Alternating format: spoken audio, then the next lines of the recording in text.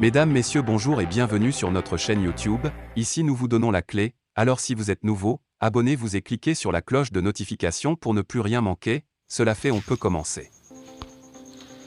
Poutine promet de fournir le marché mondial avec 50 millions de tonnes de céréales.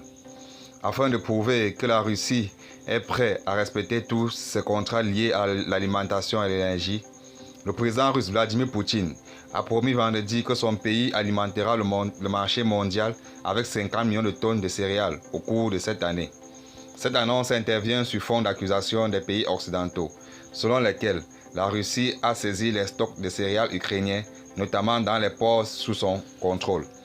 Poutine a déclaré lors d'un sommet virtuel des BRICS+, réunissant les dirigeants du Brésil, de Russie, d'Inde, de Chine, d'Afrique du Sud, d'Algérie, d'Égypte, du Sénégal, d'Indonésie, du Cambodge ainsi que d'Argentine, que son pays est prêt à acheminer des céréales vers les marchés internationaux, soulignant la volonté de Moscou de respecter tous ses contrats liés à l'alimentation et à l'énergie. Il a ajouté que la Russie sera en mesure de fournir le marché mondial avec 50 millions de tonnes de céréales au cours de cette année. Le président russe a également souligné que les pays occidentaux tiennent des propos qui déforment la réalité quand il s'agit du problème de l'approvisionnement, rappelant que Moscou n'entravait en aucune façon les exportations de céréales depuis l'Ukraine. Les approvisionnements en céréales de la Russie et de l'Ukraine ont fluctué en raison de la guerre qui perdure depuis le 24 février entre les deux pays, qui figurent parmi les 6 gros exportateurs de céréales au monde. Dans le même sillage, l'agence russe Roscosmos annonce la création prochaine des médicaments contre le sida.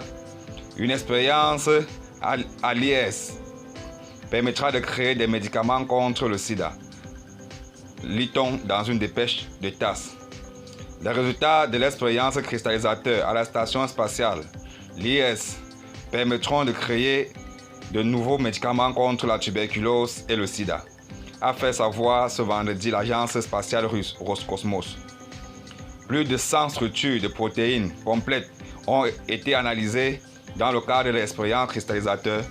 Cela aidera à élaborer des médicaments contre la tuberculose et le sida, indique le communiqué publié sur la chaîne Telegram de Roscosmos, à l'issue d'une réunion du Conseil de l'Académie des sciences de Russie.